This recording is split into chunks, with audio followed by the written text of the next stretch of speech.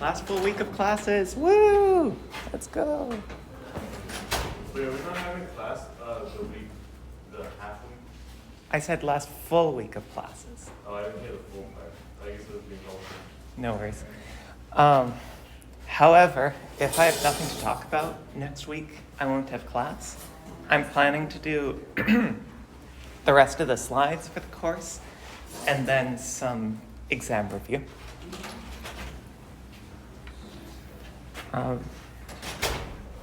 Oh yeah, before we get into lectures, I wanted to talk a bit about the assignment.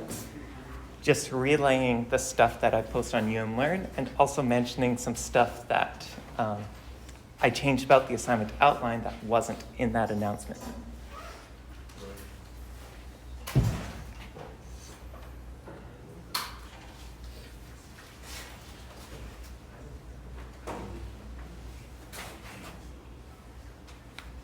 So I guess the announcement would be a good place to start. Since there's only a very small window between the assignment due date and the final, I made the assignment a bit easier, and I'm also going to tune the exam a bit so that the questions about graphs and heaps are similar to what you see on the assignment. So both of these changes will allow you to dedicate more time to the final exam, or dedicate more time to studying. I guess I could have made changes of a similar spirit by just making the assignment due earlier, force you guys to allocate more time to studying. That would have been really mean. I won't go into too much detail about this because you can read this, but basically questions that I thought may have been a bit excessive are now bonuses. For the most part, if you did the assignment as it was originally assigned, you'll still be rewarded for it. But sadly, this doesn't apply to this last thing. Looping through all of the subsets of a set is really difficult. And I decided to just give you the algorithm for it. So if you already wrote the algorithm for it, or slightly more likely, already spent hours banging your head against the wall figuring out how to, sorry.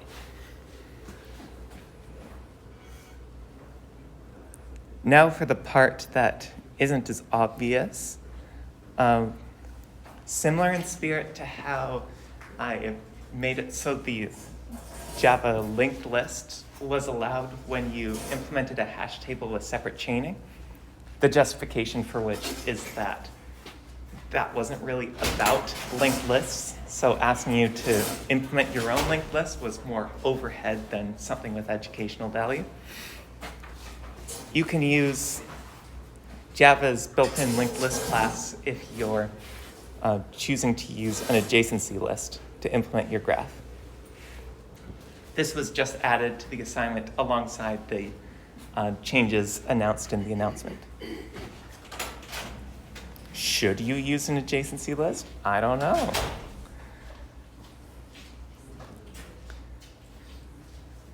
But similarly, you can use Java's built-in stack class for this. Or you could use Java's built-in stack class for the iteration through all those subsets. If you're doing the bonus about generics, which I recommend because generics are used in the real world and it's useful to understand how they work, feel free to use your stack class, like your generic stack class, for this, because it would give you another opportunity to test your stack. And if your question, or if your solution for this question doesn't work, go back to Java's built-in. So, yeah, I think that's all. What was I even talking about? Oh yeah, I'll talk about the exam soon. There will be like a guideline of, or some guidelines of how the exam will work particularly in regards to programming questions, because there will be programming on the exam, but there hasn't been any on the quizzes. But we're not going to talk about this yet. We're going to talk about graphs first, and then once we've gone through all the content of the course, then it'll be exam time. So, last week, we left off on a slightly rushed overview of the first implementation possibility for graphs. I noted that we're a tiny bit behind because there was a slide or two before the end of the lecture.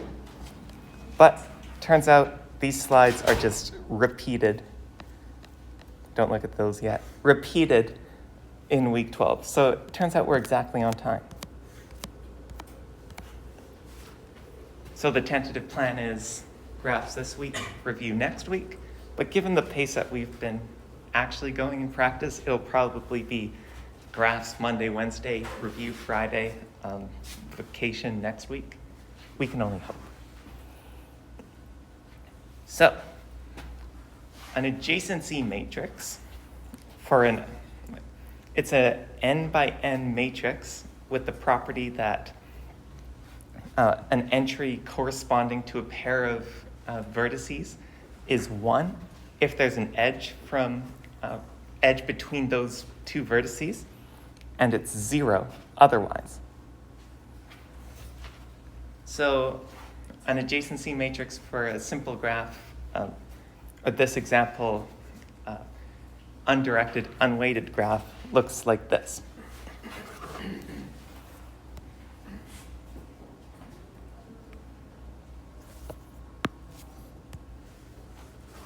We have all the vertices numbered from 0 to 8. 9 vertices, so it's 0 to n minus 1.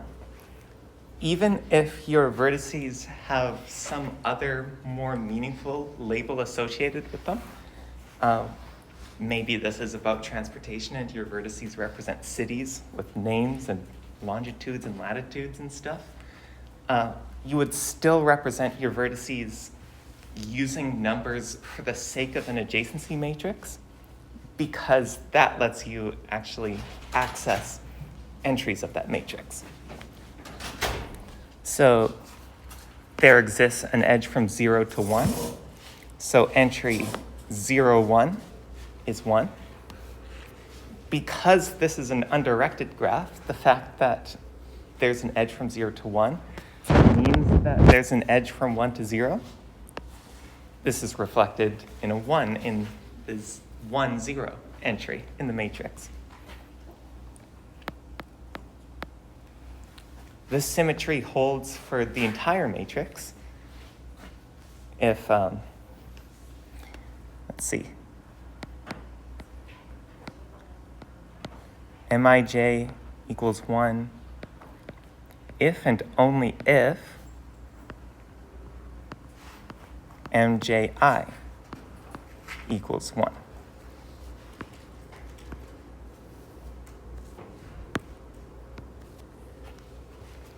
This rule only applies for undirected graphs.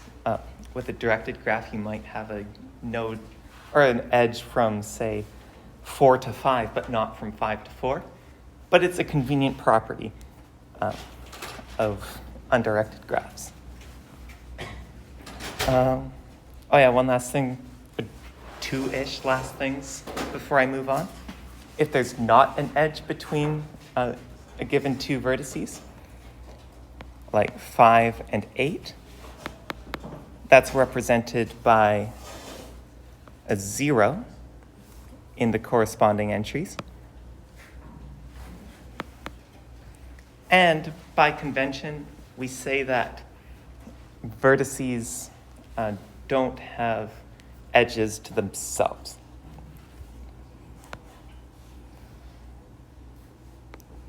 I guess there's nothing stopping graphs from, or nothing stopping this graph from having edges from one vertex to the same one.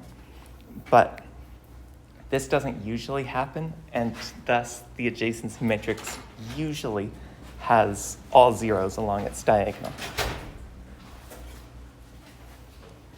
A weighted graph is represented using a slight generalization of the adjacency matrix we've seen before. Nodes without vertices without edges between them still have zeros in their entries. But now, edges have weights associated with them, and so the matrix entries associated with that weight, was the matrix entries associated with that oh my gosh, terminology. Matrix entries associated with those edges now have the edges weight. So 6 and 7 have an edge between them, and its edge's weight is 9. So matrix entries 6, 7 and 7, 6 have 9 in them. This gives us a cool generalization or specialization relationship between the types of graphs we've seen earlier. You could say, quite accurately, that an unweighted graph is a weighted graph where all the weights are 1. I guess you could get even more general, say that an unweighted graph is a weighted graph where all the weights are some constant, some non-zero constant. But don't worry about that. I'm rambling at this point. Just know that we use ones for unweighted and other numbers for weighted. Of course, a weight still can be 1, in which case we use ones there. But everything I've said still applies. Directed graphs generalize this a bit more. Now we no longer have matrices that are symmetric about the diagonal.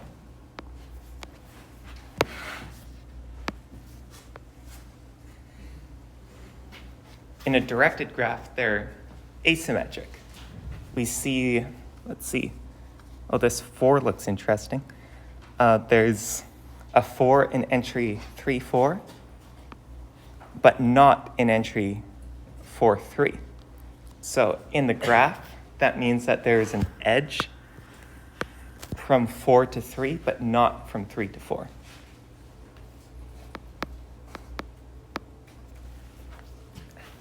Anything else needed to discuss here? Probably not. Note that we never mention graphs that are directed but not weighted, but you could probably guess what the adjacency matrix for that would look like. It would be a matrix where all the entries are either 0 or 1, and it would be asymmetric.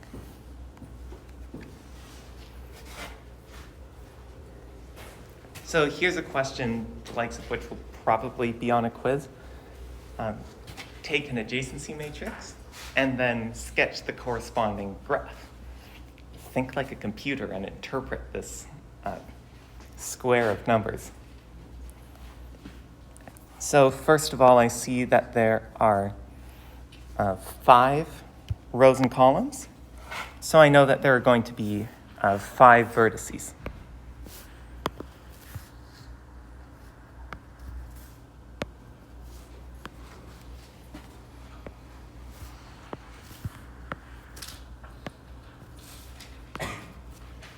Then I'm just going to go row by row, column by column, and draw edges where necessary. So 0 isn't connected to itself. 0 is connected to 1.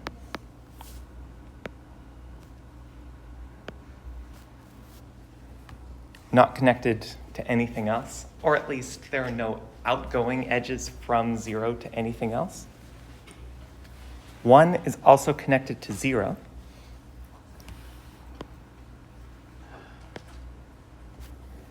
If I had planned ahead better, it would have been preferable to draw both edges sort of curved like that. However you do it, it is preferable to write or to draw two distinct edges rather than one edge without an arrow on it. This is to keep up unambiguity, lack of ambiguity over whether the graph is directed or not. And because we just sort of think of those two connections between nodes as two distinct connections rather than one two-way connection. Like two one-way roads in opposite directions instead of one road that has different directional lanes. Anyway, 1 is also connected to 3. Nothing more. 2 is connected to 0.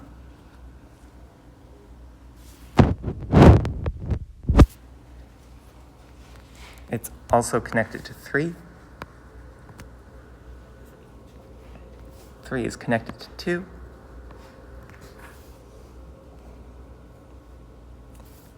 3 is connected to 4.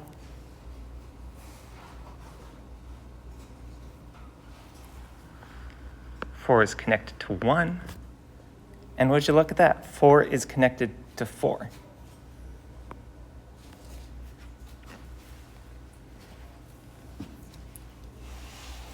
I guess you don't really need the arrow on that edge connecting 4 to itself, but it's still nice to put it there for consistency. The markers will not get mad at you if the shape of the graph is off. Are these the same? Yeah. Graph theorists would say that they're isomorphic to each other, which is to say they're basically the same, just drawn differently. All the same connections between vertices are there in both graphs.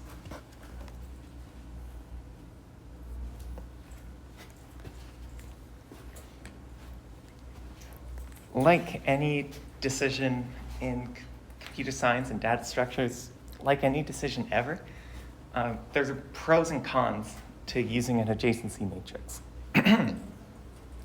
One really big pro is that testing whether there exists an edge from one vertex to another is constant time. You could have a graph with like a million, billion, quadrillion, whatever vertices, and the operation of checking whether there is an edge between two vertices will take as long as if your graph had two vertices. That's pretty good. And that second thing, I have no idea what it's talking about. I've never seen this before, but I trust that this is true. You can use some mathematical properties of matrices to do things that are also true for the graphs they represent. Kind of fucked up, but it's cool. Disadvantages, however, include that the matrix can be sparse. This is just like what I was complaining about when discussing different tree implementations. If a graph doesn't have that many edges for its vertex count, then you're going to end up with a lot of zeros on the graph, or zeros on the matrix. And you might think that that's kind of a waste of space, and it might be worth it to only use memory to describe edges that are there, rather than the lack of edges. You'd be inspired to make the second graph implementation, the adjacency list. The other disadvantage comes from the same root cause. Iterating over all the edges that lead out from a given node is kind of inconvenient. You have to check every entry in the row corresponding to that vertex. even if it turns out that there are no edges that lead out from it. This is sort of complementary to the advantage that I noted earlier.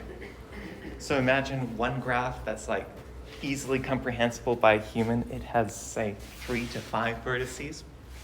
And then say there's a graph of all the friendships between all Facebook users, and that has like millions of vertices. Checking whether 2 people are friends in both graphs would take the same amount of time, assuming the graph is implemented using an adjacency matrix. But again, if you're using an adjacency matrix, that simple graph with 5-ish vertices, you could easily check all the edges that lead out from a given node by just checking a row of the matrix, maybe also a column if it's directed. But you have to check that entire row and or column. With a humongous graph, you'll have a humongous running time for the number of edges that lead out from a given node. So in this case, the running time of the operation does scale up with the size of the graph, even if a given vertex doesn't have many or any outgoing edges. Actually, I'll keep that arrow there. So next up, something that basically just flips this list, the adjacency list. We're going to label the nodes from 0 to n-1, just like before. Even if the nodes have more complicated, more meaningful identities, we're still going to label them with numbers for convenience. And now, instead of using a matrix,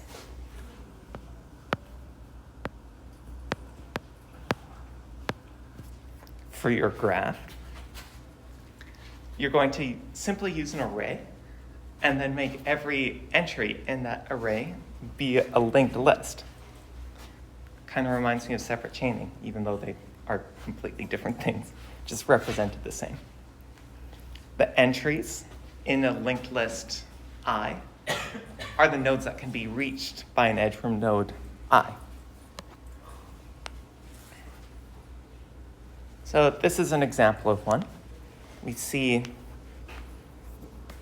0 can lead to 1, so there's a 1 in that array.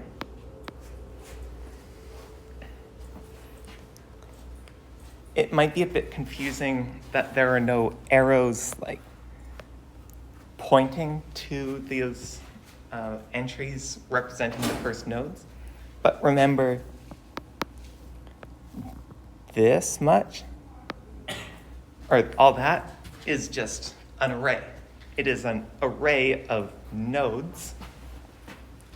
So if 0 connects to 1, then 0 will just have a node representing 1 in index 0 of an array, of the array. It's a bit of a weird shortcut, but once you get what's going on, you'll prefer it to having like a dummy node at index 0 that then points to a node representing 1.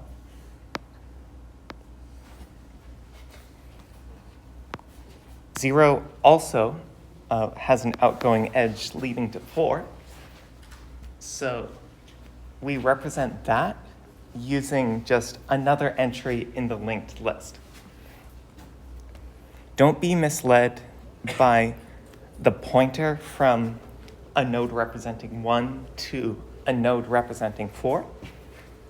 This is just mutual membership in a linked list. 4 is the element after 1, this doesn't necessarily mean that there's an edge from 1 to 4. 1 has no outgoing edges. All of its edges are incoming. So its list is empty. Moving through the graph, we see that most of the array entries are just one element large linked lists. And this corresponds to how most of these nodes have exactly one outgoing edge. You may notice that this adjacency list doesn't directly tell us how many incoming edges a node has. That's going to be one of the disadvantages on the next slide.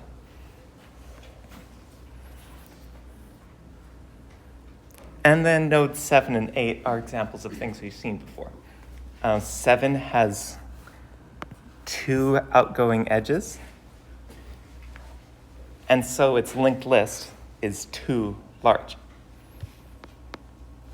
8 has none, so its linked list is empty. We would represent that in code by the array index, or the array entry at index 8 being null.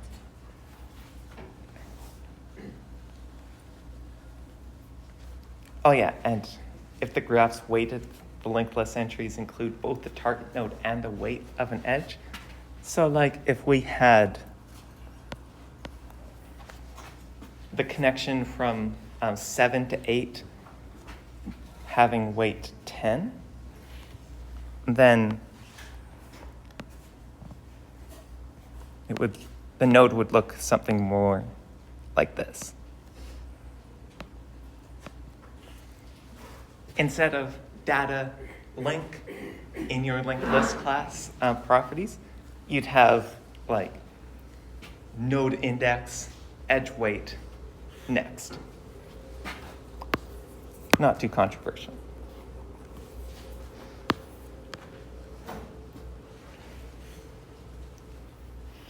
So why would you and why would you not use an adjacency list?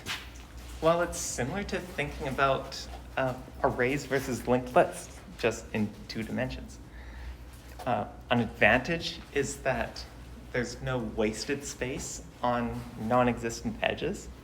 This is sort of similar to the problem of having to choose a specific array size, but then being able to allocate memory for linked lists as you need to. And there are no wasted steps if we need to iterate through all the edges that lead out of a particular node. Like again, imagine the graph of all Facebook friendships, which probably exists somewhere. If person 7 is only friends with person 8, all right, this is a directed graph. Maybe it's more like followers on some other site. I don't know, Instagram. Person 7 is only following person 8, but there are a few million people on the platform. If you wanted to get the list of people who 7 is following, oh right, they're also following 4. Didoy. But the point still stands. Getting the list of people that person 7 is following would take 1 step to get person 4, 1 step to get person 8, and probably another to discover that the pointer contained in the node for 8 is null. But that takes like 3 steps. Contrast to a adjacency matrix taking a million steps, checking a million entry long row where most of the entries are 0.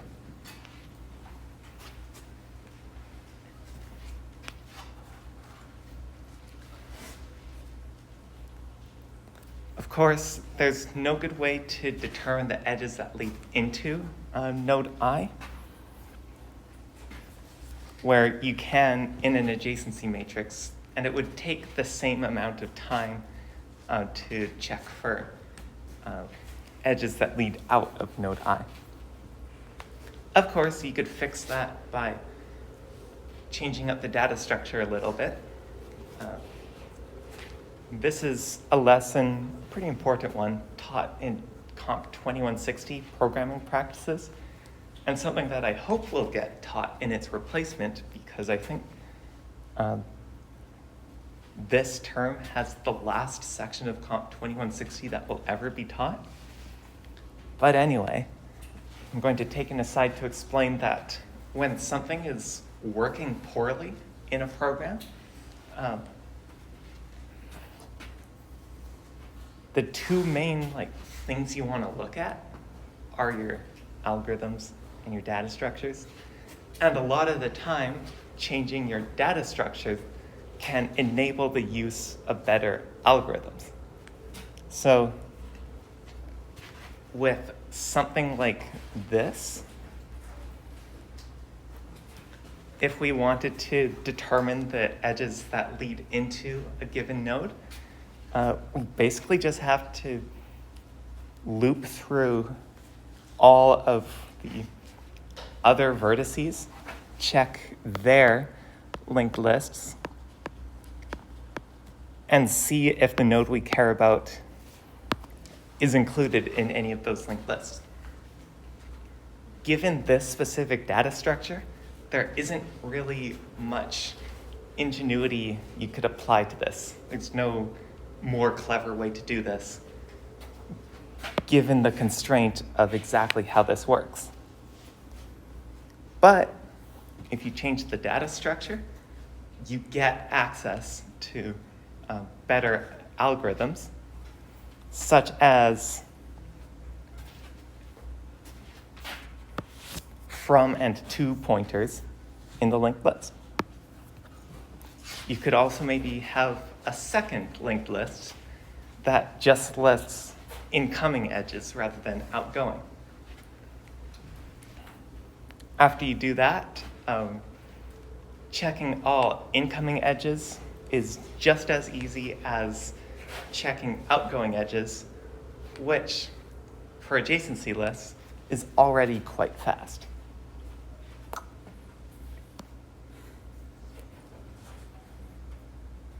Oh yeah, and you can't really check whether there's an edge between two vertices without iterating over the entire length of the linked list.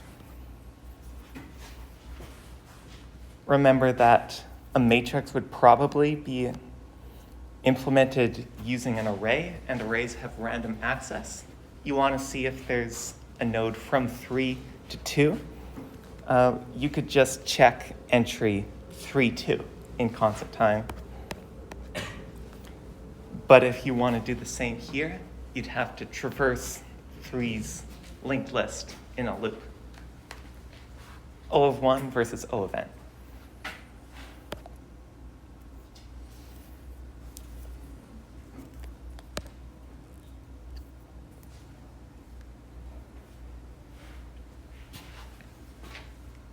So I think that's all that you'll actually need for the assignment.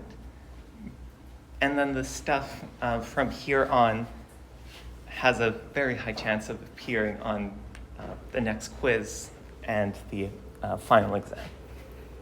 So we basically have 2 topics left: graph traversals and shortest path algorithms, like pathfinding. Graph traversals you're already pretty prepared for, actually, because assignment, I think it was 4, had you do tree traversals, which are kind of the exact same thing. Graph traversals are just a bit more complicated because cycles exist, and thus we could accidentally revisit a node that we've been to already. And thus we need to have some sort of mechanism in place to ensure that we don't keep running in circles. But other than that, they're the same. So a breadth-first traversal starts from node 0, visits node 0, then it visits each node connected to 0, and then each node connected to each node connected to node 0, except those that have already been visited, and so on. You could think of graphs as being like trees, even though they'll inevitably have a cycle somewhere. All nodes at a given depth of the tree, better thought of as the breadth of the graph, are covered before the traversal moves to the next level down. So let's traverse this graph. Try to ignore this. We're going to start at 0.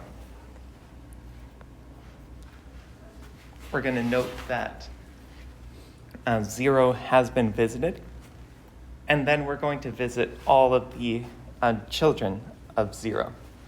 I mean, they would be children in a tree, but graphs don't have parent-child relationships because they can have cycles and then the metaphor gets really messed up. So we just say we go through all the outgoing edges of 0.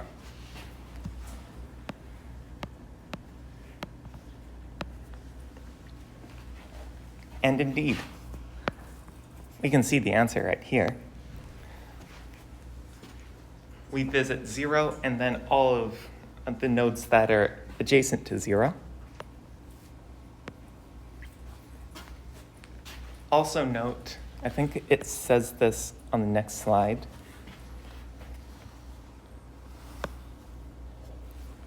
Nodes are visited in their inherent order. So that's like numerical order. If I, and this is a purely hypothetical intellectual exercise, but if this is on the quiz, then if you put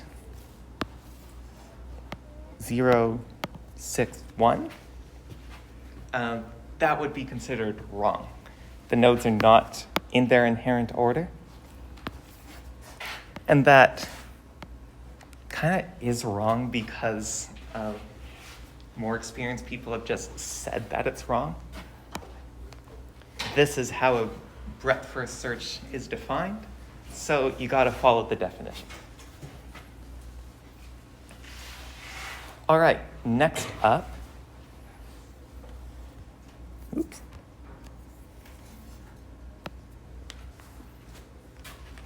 We would get the all the outgoing edges from the outgoing edges of 0, the outgoing edges from the children of 0. For the sake of demonstration, I'm just going to quickly look up what syntax we used for stacks and queues. I didn't expect you to memorize it. I don't remember it either. But being able to write one down will be more useful for this example.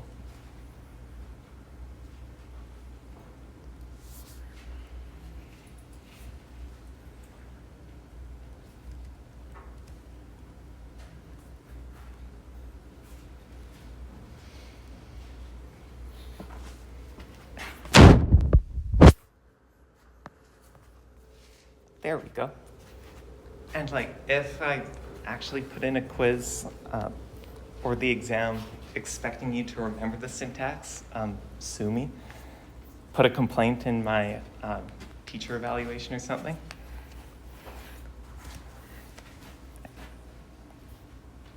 But in any case, we're going to use a queue for this. Whenever we visit a node, we're going to enqueue it. So we visited 1 and we visited 6. Actually, at the beginning of the algorithm, we visited 0. This is another sort of arbitrary decision. We visited 0 first because we say that 0 is the first one. So you could imagine outside of a loop, we would hard code in queue 0. And then we dequeued 0, went through all of 0's outgoing edges, and in-queued the edges or the vertices that we visit, 1 and 6. That's all to say, for the next step of the algorithm, we dequeue a node and then go through all of its outgoing edges. We see that the only one there is 2. So we mark 2 as visited and in-queue it. Oh yeah, we also add it to our traversal. And this is the breadth-first traversal algorithm. I'm going to finish it, of course, but I've already said basically all the details. I guess I haven't yet talked about what to do when you encounter a node that you've already visited, but you can already probably figure out what you do. You ignore it.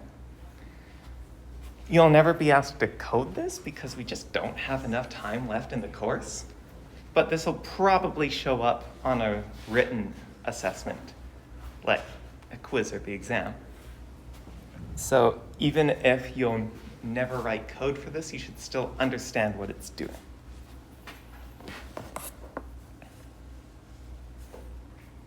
Oh, actually, 1 has another outgoing edge. Doesn't change anything about the algorithm itself, but it does mean that we also visit 3 while 1 is dequeued. Next up, we're going to dequeue 6. Remember how queues work. 6 is first in line at this time. And then let's check what outgoing edges it has in its node's inherent order. First one is 3. Oh no. Does this look good? Probably not. Our breadth-first traversal implementation would have something like a Boolean array, or if you want to get really advanced, a bit field, bit mask, something like that. But it would have some way to notice while going through all of 6's outgoing edges that 3 is something we've seen before, so we ignore it. Next up is 7, so we mark it as visited, add it to our traversal, and in-queue it. Now I think we've seen the entire algorithm, but I'll still finish it because we just have 2 numbers left. We dequeue an element from the queue, check the outgoing edges of 2. We have 4.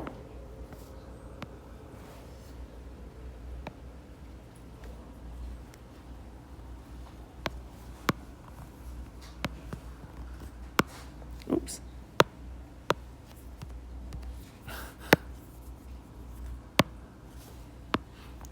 Yeah, we have 4. And then we also have 5.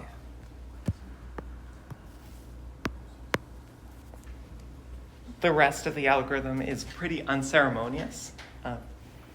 In fact, if you implement it smartly enough, you could probably make it so it just exits right here, because it notices that the length of the traversal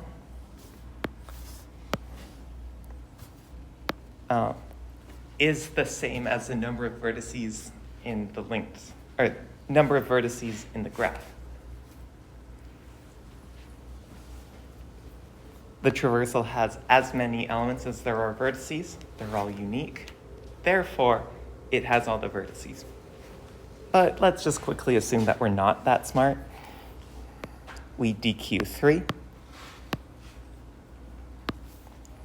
look at all of its outgoing edges. It's connected to 4, but 4 is already visited. Nothing else we could do. DQ7. It's connected to 4, but 4 is already visited. Nothing we could do. DQ. It's connected to 5, but 5 is already visited.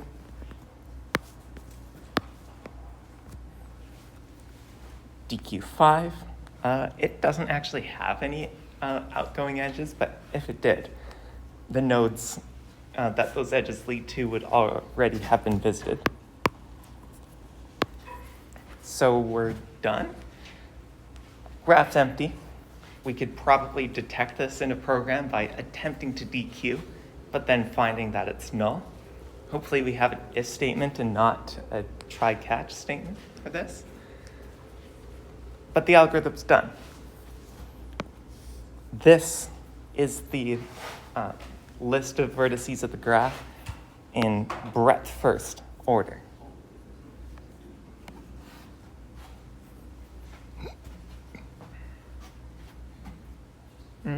We've gone through all of this.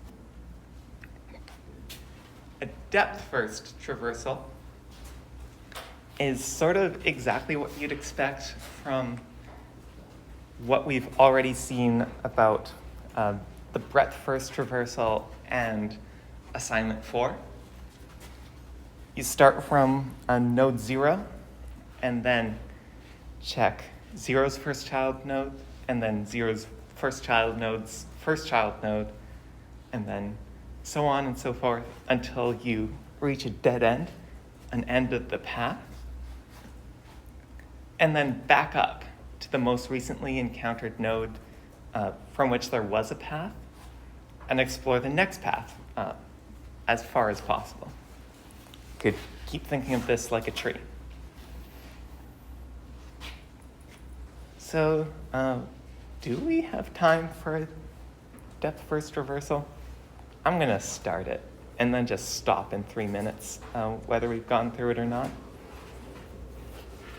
What does a stack look like? Looks like this, and we're gonna use a stack. We sort of hard code adding 0 to the stack, because 0 is, by definition, the first vertex. And then we just follow along its path. When a vertex has multiple outgoing edges, we use the inherent order of the vertices to guide us. So, I'm just going to mark 0 as visited and add it to our traversal as well. You kind of could go like that. But like I was being picky about earlier, that just isn't what a depth first search is defined as. Kind of lame, but that's the way the cookie crumbles. We have to go to 1 first. Mark it as visited, push it to the stack, and add it to our traversal. And then, quite unlike the breadth first search, we just keep going. We're not going to take anything away from our data structure yet. We go to 1's inherently first neighbor, child, whatever. It's visited, we push it, we add it. Got about 20 seconds left.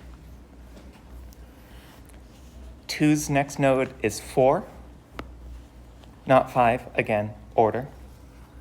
We push it, we add it, we already marked it as visited.